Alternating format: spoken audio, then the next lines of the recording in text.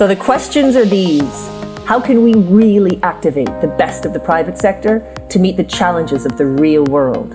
Is there a way to accelerate my career that doesn't involve boring online or classroom courses? And can I really impact people in the developing world with the skills that I have? Can I finally feel proud of what I know? Those are the questions, and this podcast will give you the answers. My name is Philippa White, and this is TIE Unearthed. Keep listening, and you can follow us on our journey as we show you how we're connecting the private sector with the social sector to make change.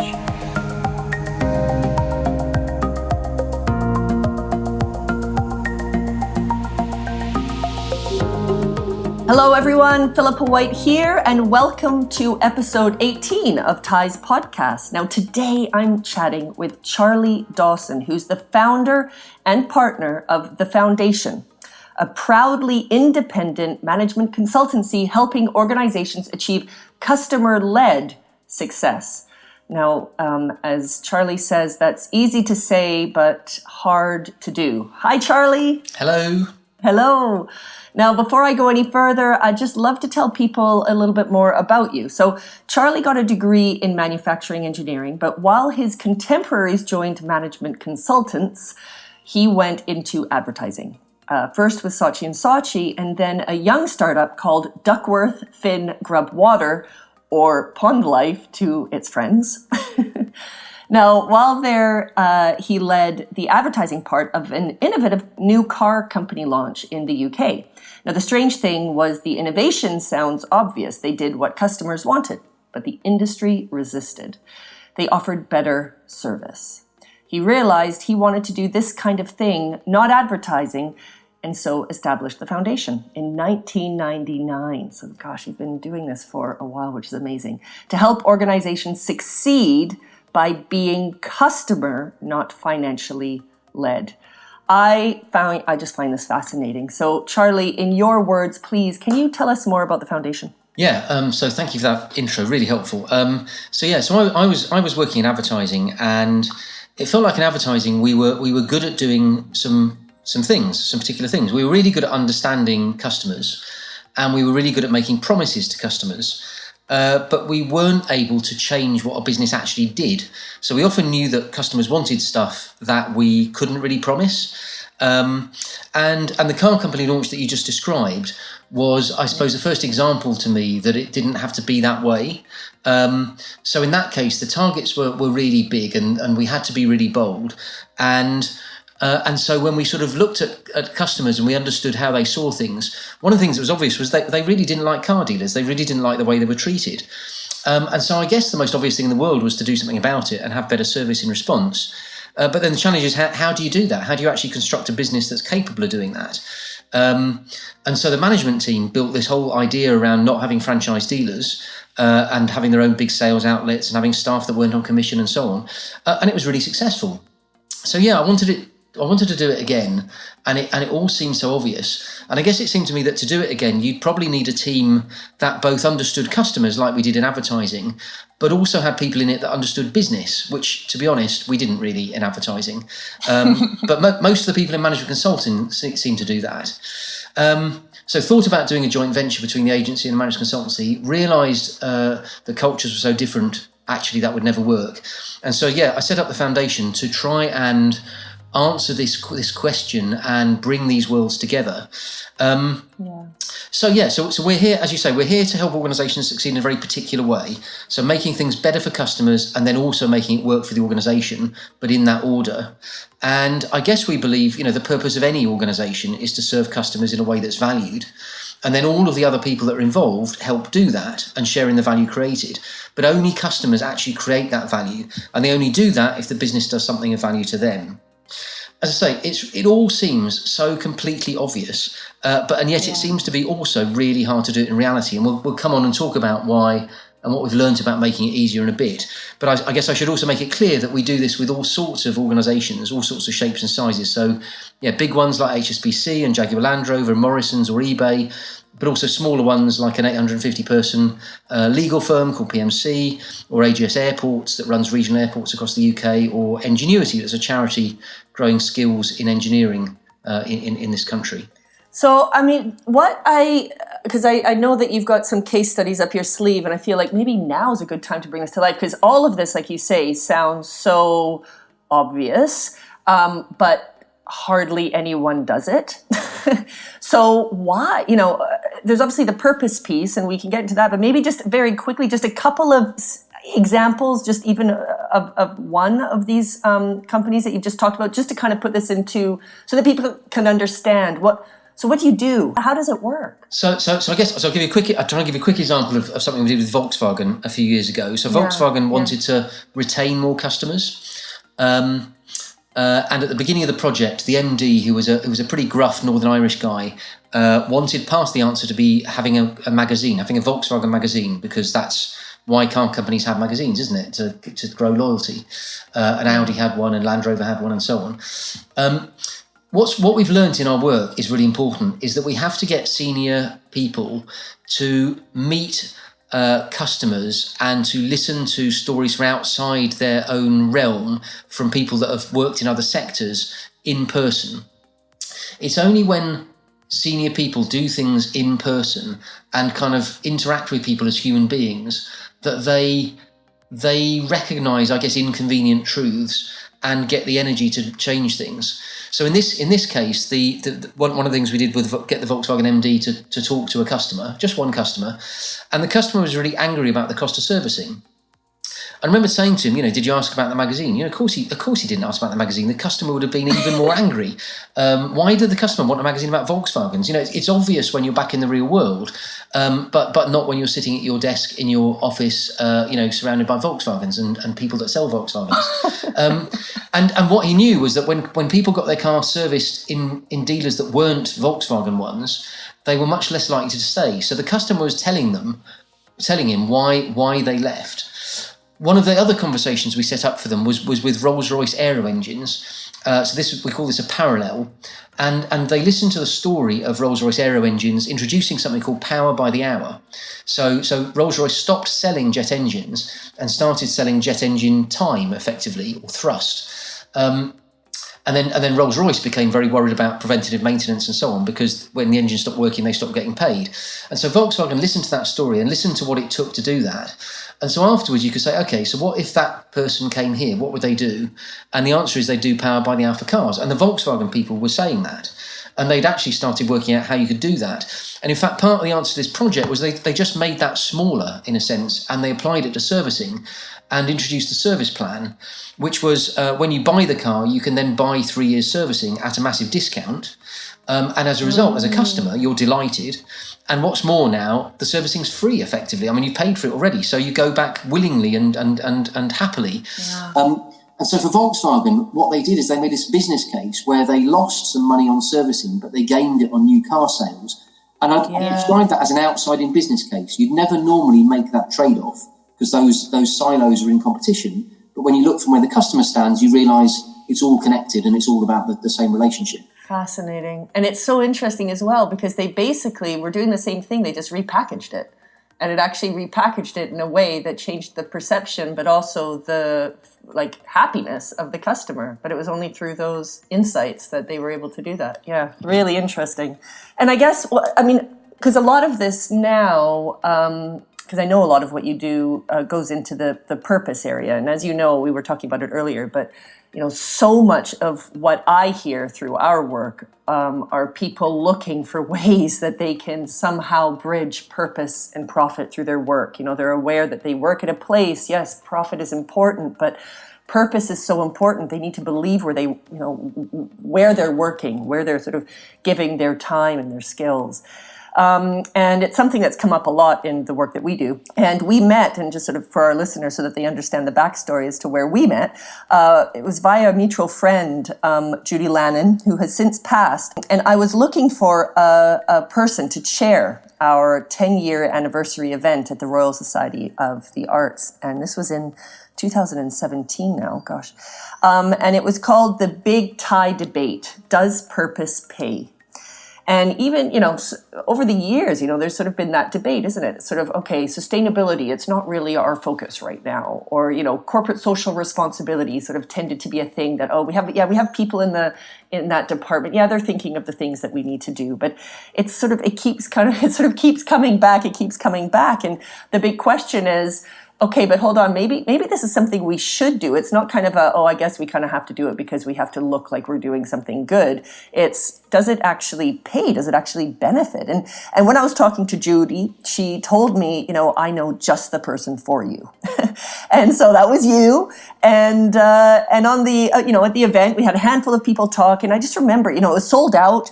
Standing room only. So many people wanted to hear what you had to say and what the others had to say. And your reflections on the day, I remember getting goosebumps and thinking, God, exactly. And so I know the people who will be listening to this, because I will be, sharing it around a lot of channels of where people they want to understand this better, because they want to find places to work that do this, but also they want to be drivers of change within the companies that they work.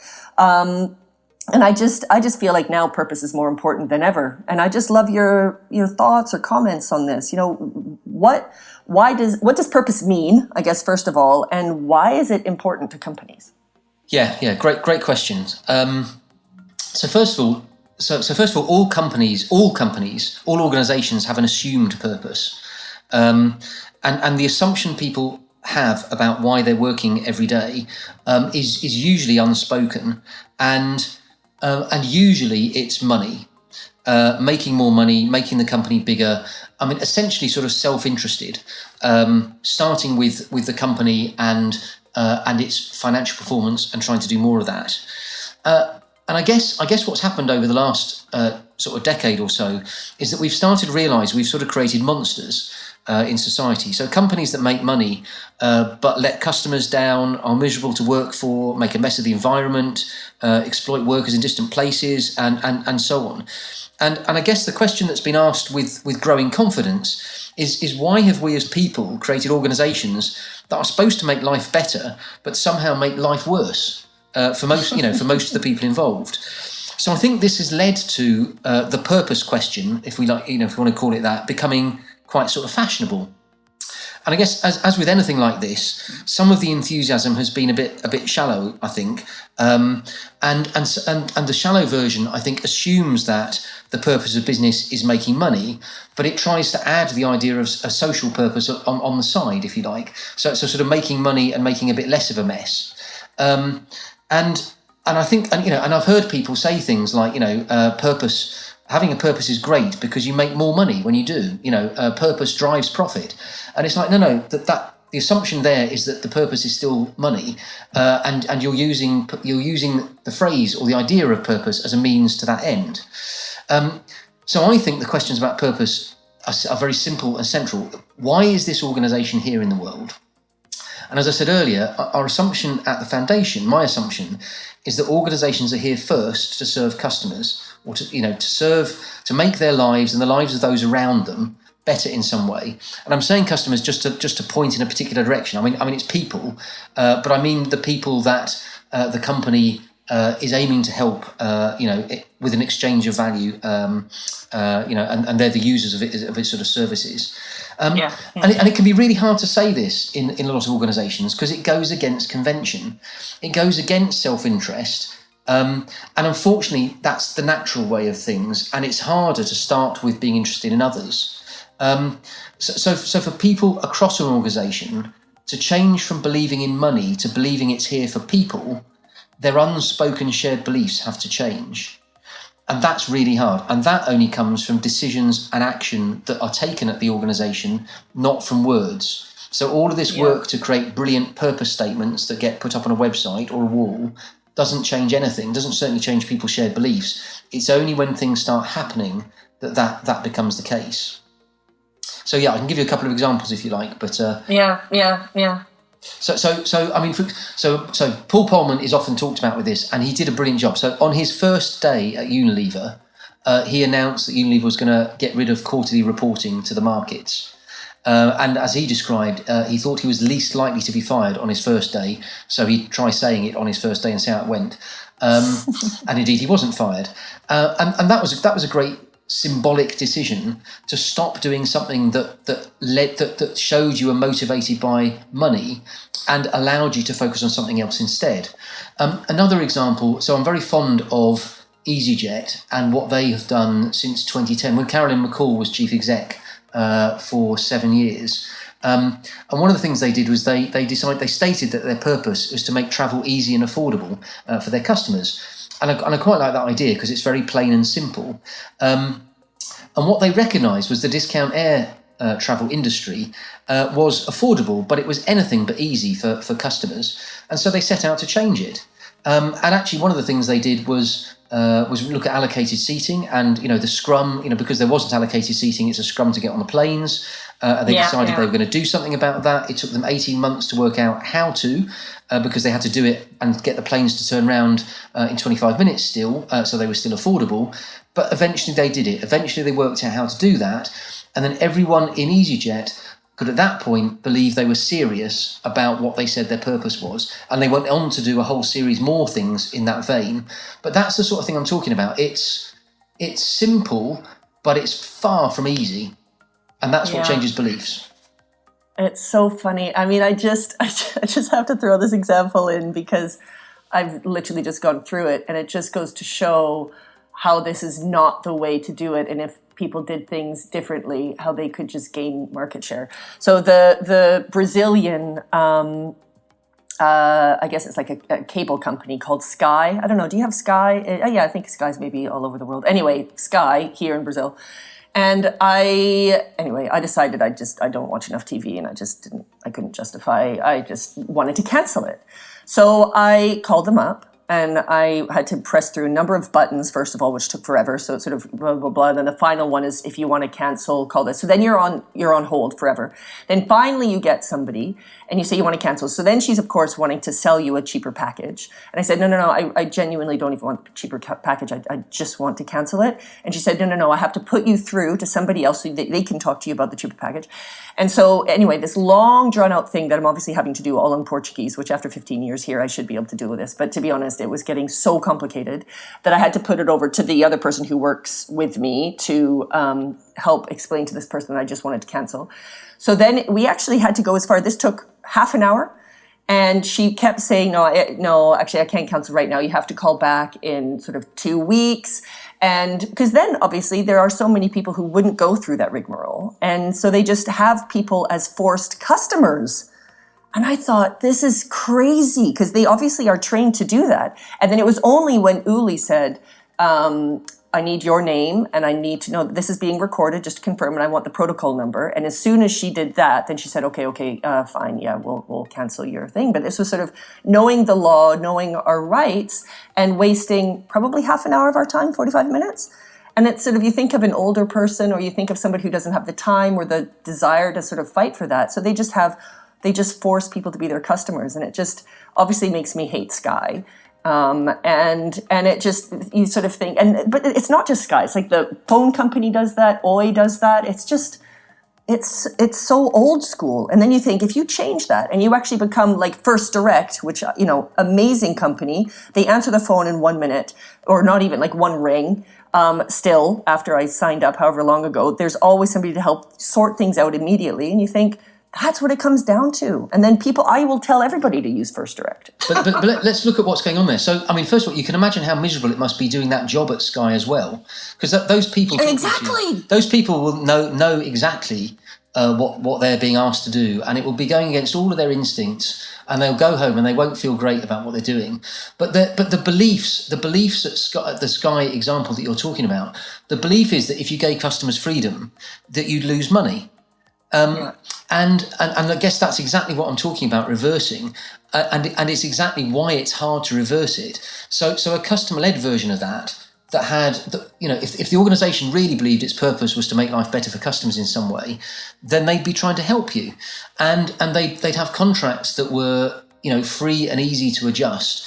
And they'd have the confidence that if they did a great job, that people would find a level of service and so on, and that the exchange, the value exchange, would in the end take care of itself. But taking that leap, letting go of the apparent control and trusting that that's the way it's going to operate is hugely difficult. And that's what I was talking about going against convention.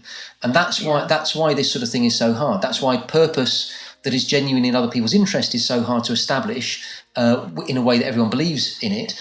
And it's why this sort of customer-led challenge is so tricky, because, as you say, it seems so obvious from a customer's point of view that it would be better and that you'd like them and you talk about them positively and so on.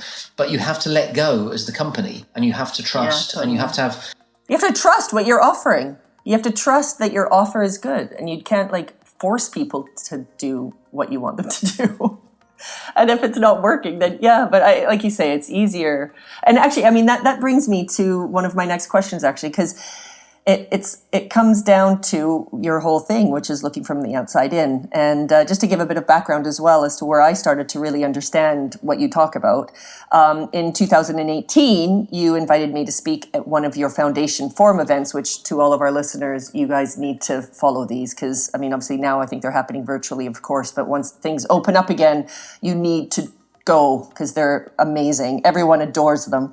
And I felt very honored because you very kindly asked me to be on the panel with a couple of other fascinating people. And the topic was perceiving the world differently and how to make it useful. And you introduced the event talking about how truth is at the heart of the perception challenge. And you had three of us explain why our perceptions can betray us. And you said, we love our own truths and we believe them deeply. And then you went on to say how there are many more ways in which our perceptions of the world are affected by influences we may not actually be aware of. And we can find ourselves being trapped in convention and familiarity by forces we just can't see. And then we obviously had the conversation with various different people, but I think that's fascinating. I also talk a lot about that because it's only when you step out of your bubble that you start to see things in a different way, which is obviously what Ty's all about. And actually, just as a really quick example of that, I remember in 2000, when we were talking about the computer crash and we were talking about, Nostradamus was, expecting the end of the world. And, there was a lot of anxiety around, oh my God, what is going to happen when this clock strikes 12 and it's the year 2000? And then shortly afterwards, I went to Bangkok. And I went to university there and I was finishing my degree, and I asked everybody, what was the vibe around the year 2000? And they looked at me and they're like, what are you talking about? It's the year 2543. Brilliant. And I'm like, what are you talking about? We don't all use the same calendar. And it's just so funny. So, can you talk a little bit more about the importance of perceiving the world differently and why this is so important in the work that you do with the foundation? Yeah, and it overlaps a little bit with the story that I was telling about the Volkswagen MD. Yeah. So I guess this question is about belief again in a particular way. So I guess first of all, so you perceive the world most naturally from where you stand. With you at the centre and with all the things that you're used to around you. And I guess as I've sort of described a bit, I mean, our work depends on helping believe in what we call outside-in perspectives. So if you naturally see the world from the inside out, from where you stand looking outwards, what we're trying to do is also help people look from the outside in. And as I described, there are sort of two kinds that matter. There are the perspectives of the people that you serve, so your sort of customers and the people you're trying to help. And there are perspectives of people that have done things differently that can give you ideas about ways that you can invent things that customers might not be able to invent for themselves, but there'll be better answers. And what we've learned in both of these cases is that it's not enough to just get information about these perspectives, because you kind of view it through the filter of your own lens. So it becomes interpreted just as the way that you see it, and you frankly ignore the stuff that's inconvenient or that doesn't fit and concentrate on the things that reinforce. So that's why we sort of invented this immersion idea about getting people to connect with other human beings. And I guess to begin with, it was sort of almost instinctive that it felt like surely that would have some kind of different effect. And a bit later, I read a bit more about this that helped explain it. And there was someone called Fritjof Capra who had a book called The Web of Life, and he explained a couple of things. He said, as humans, we're very good at abstraction. So the colour red doesn't necessarily mean stop inherently, but we've learnt in most of the sort of the the developed world that that the traffic light that says red means stop. But there's no real reason why that's universally true. And we forget, but we can forget that things are abstracted. So when you're listening to a market research debrief, being delivered by PowerPoint, telling a senior team what customers think, actually it's abstracted. Actually, it's just information. It's only the market researcher that's actually had the conversations. Everyone else is listening to information. And then the book made another point, which was that when we are out there in the world and dealing with other people, we sense with not just our nervous system, but our whole hormonal system as well. And that often works very powerfully and very quickly and instinctively. And so we get a sense of where people are coming from, and we trust it because we have all sorts of other antennae going on.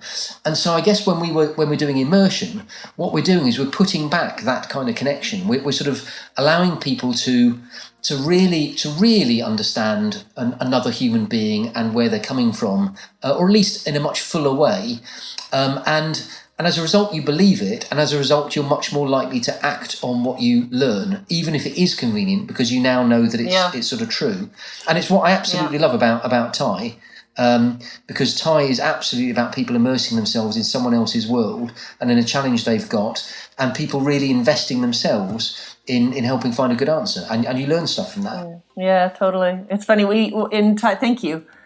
With Thai, actually, when we're doing the training, there's a quote from Anais Nin, do you know it? Which is, we see the world as we are, not as it is. Right. Or something like that, those lines. But it's true, right? And then it's so important to, okay, what questions can I ask? And then I need to really properly listen to the answers, because you just tend, like you say, you listen to things or you see things through your lens. And if someone has a completely different background or view on the world, then what they're saying to you might not be what you're hearing. And yeah, we definitely try very hard to try and get people to unpick that, because that's where you find those nuggets of really important information. So now every time I go to the UK, we meet up, which obviously now hasn't been for over a year. And we talk about, the various things that we're up to. But you do talk about your book. And I know that it's probably almost finished, but I think the plan is for it to be launched at the end of this year or something like that. So anyway, I'd just love you to be able to talk about the premise of it and, what can people expect and let people know about it, because I would like our listeners, when it does come out, to be aware of it and to look out for it. So, yeah, very kind of you. Yeah, so it's 7 years so far in the production, but it is coming out in May this year. Okay, great. So yeah, it's almost here. It's called The Customer Copernicus. So Copernicus was the person who realised that we are on this planet. We on this planet are not at the centre of the solar system.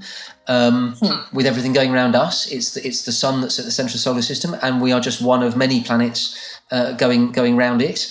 And so it is with customers. That's the essential argument that we've been trying to make.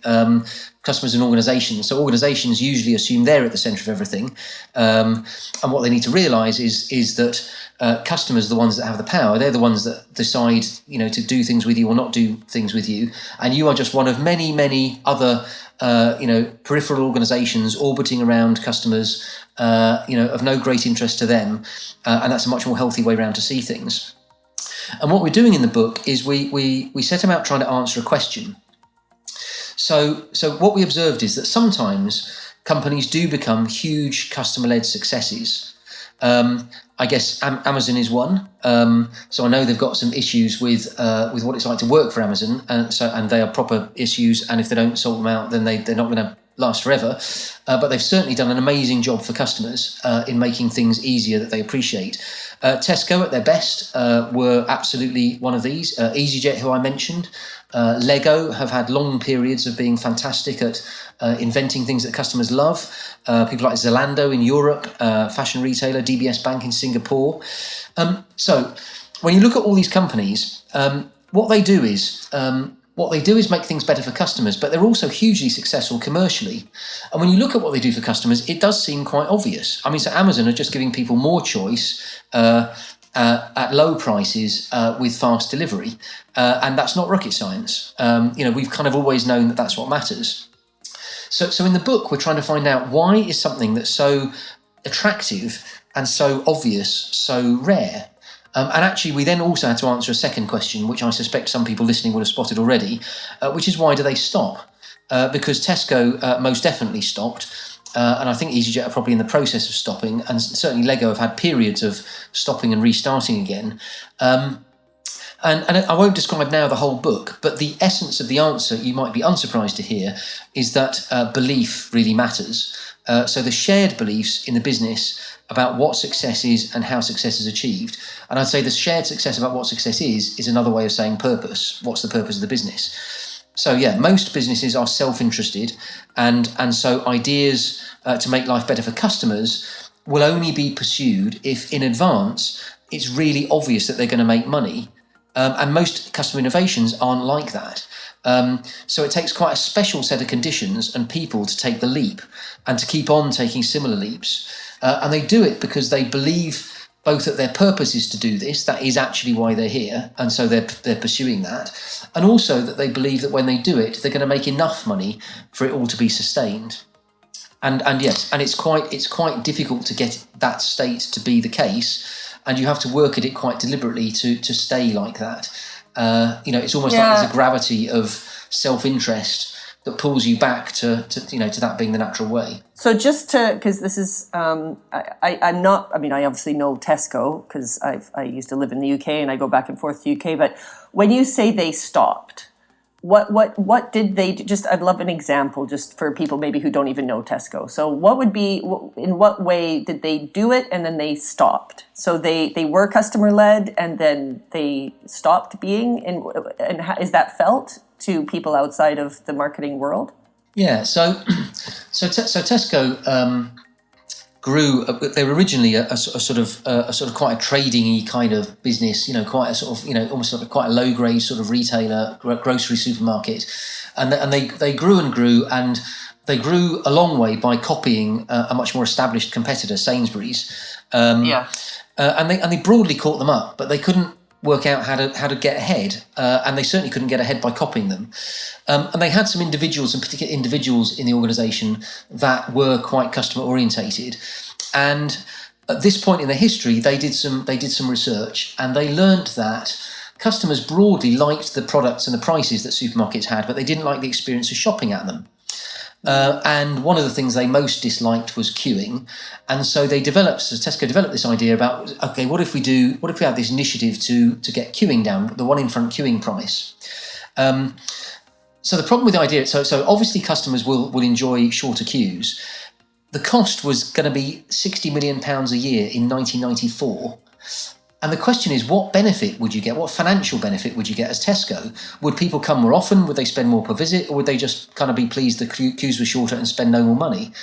And a further problem was they couldn't really find out in advance because they were trying to get ahead of Sainsbury's. So if you piloted it, you'd show Sainsbury's what you were going to do. So you need belief or conviction to take that step. They got it basically from their determination to get ahead of Sainsbury's, so they thought it was worth a go. And when they tried it, they found that customers did indeed spend more with them, and so it did pay for itself. But customers really appreciated the initiative, so they did a second thing a bit like that, which was bag packing that they offered for £15 million a year, and then a third thing, and then a fourth thing. And you can see that as they kept doing things that made the experience of shopping better, more customers, word got around, more customers enjoyed it, more customers came to Tesco, and they became this tremendous success over time. They found lots of other ways to grow benefit to customers. They opened formats that were easier to do convenience shopping as well as big shops. They went into online shopping very, very early. They introduced a club card that was a loyalty card, but actually a way for them to learn about customers. So they were a massive success. They went from third in the UK to third in the world as a retailer. Wow, God! And then the wheels fell off. So all the time, no matter how successful you are, competitors arrive doing, potentially solving some of the customer problems that you're solving in better ways than your model can. And one of the things, this is simplifying quite a lot, but one of the things that happened is in the UK, the German discounters started getting some real traction. And they had a very particular format that's quite small and it doesn't have any brands that you've heard of. and so on. And some in Tesco thought that they might need to do something a bit like that to defend against them. But unfortunately, by then, the company had become so successful that the people at the top had become rather distant from the reality of what was going on, and essentially they resisted. They didn't do that, and consequently, the next year it was a little bit harder to hit the numbers. And because you're quoted on the city, and because your share price matters, you do some things. You get some money from suppliers to do some particular promotions, and that helps close the gap on the numbers. And then the next year, it's a bit harder because the discounters are doing even better. And so you press a bit harder and you get money from some other ways to close the gap. And the next year, it's harder still. And before you know it, you're basically being driven by trying to hit numbers, and you're doing whatever it takes to hit numbers. And frankly, you're in the end cheating. And Tesco ended up in court. The original chief exec stepped down. The person that replaced them got fired. They ended up in court cases because there was fraud alleged. And it's because they'd become inside out again. And it wasn't because anyone set out to undermine what they were doing or to deliberately change direction. It was just, like the frog being boiled, little by little, because they missed the opportunity to proactively stay really good at what they were doing. They then started just finding it harder. And then again, the natural way to, when you're under pressure and the numbers are the thing you're looking at, the natural instinct is to close the gap by doing the sort of things they did, and so failure followed. Yeah, and just because obviously we're getting to sort of the end of this, and I do want to ask you one more question, but just what I would love in sort of a I don't know if it's in a quick way, but for our listeners and who are possibly running companies or involved with divisions of their companies, to try and ensure this doesn't happen, or those success stories that keep managing to do it. I mean, is it I'm obviously completely simplifying this, but is it simply regularly having conversations with your customers? Is that that's what you should do, right? I mean, how does this not happen?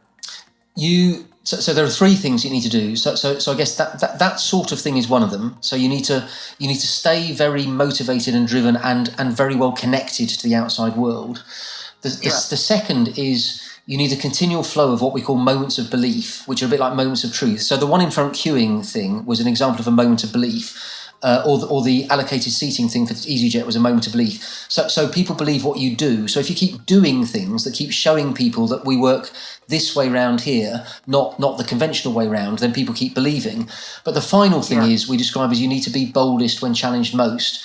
So and the final thing is the most difficult, because that's when the competitor comes along with a different kind of answer to yours. And frankly, you've probably got a 50-50 chance of succeeding at that point, even if you are doing all the right things, because somehow you have to reinvent yourself, reinvent your model at least. You keep your beliefs, but you reinvent your model to try and fulfill your purpose in a better way than your model is now allowing you to do.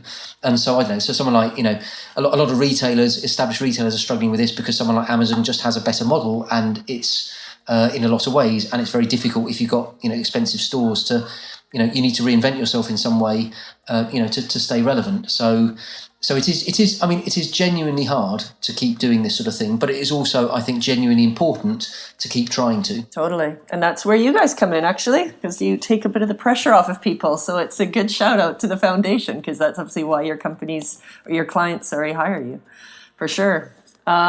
So just as we're wrapping up, is there anything that I haven't asked you that you'd like to tell our listeners? So I guess, I know we've been going on for a little while, but I guess there's almost like a very little thing. So we talked about some quite big things that you might do, but a very little thing that's a clue to beliefs that I think is worth looking at is language. So it's very interesting, if you're in an organisation, just looking at the language that you're using and trying to choose sort of outside in language rather than inside out language. So outside in language is all about trying to create pull and trying to be attractive and trying to earn customers' decisions. Inside out language is about things like driving sales, pushing, hitting the numbers, that kind of stuff. And I still remember actually, it was in some work with a car company. It's a big clue. There was a direct marketing agency that was doing some work with them, and they'd got the customer relationship mapped on the wall. And there was a great big bit of the relationship that they'd given a name to it, and they called it the fallow period. And that bit of the relationship was the bit where the customer actually owned the car. And for the direct marketing agency, that was of no interest to them, because there was a great long period where they couldn't do anything, they couldn't say anything. And it just occurred to me, like, for the customer, that's it. That is where the value is. That's everything, not nothing. And so it was a great clue as to the motivations of the people involved. So I think there's just catch yourself with the language that you're using and just think about what the beliefs are that signifies. Absolutely fantastic. Really great way to sum this up. Amazing, just things for us all to think about and ponder on. And I just really appreciate your time. Thank you for sharing your knowledge with us. Thank you very much for asking. It's been great. Really enjoy it. Great. Good. Amazing. Thank you very much, Charlie. We'll connect again soon. Take care. Cheers. Thank you. Bye. Bye. Hey everyone, this is Philippa again. So this is your chance to get involved with TIE. We have 3 absolutely amazing virtual opportunities available, all rooted in connecting the private sector with the social sector to make change. TIE has never been more necessary than right now. So if you're looking for life-changing leadership development opportunities for your employees and you want your company to impact the world, we've got you covered. If you're looking to step out of your comfort zone and use your skills to make a difference and keen to meet other like-minded professionals with similar values, then our TIE Accelerator program is for you. There are so many options, so I urge you to get in touch. Go to theinternationalexchange.co.uk for more information, or just shoot us an email. Better companies, better leaders, better world.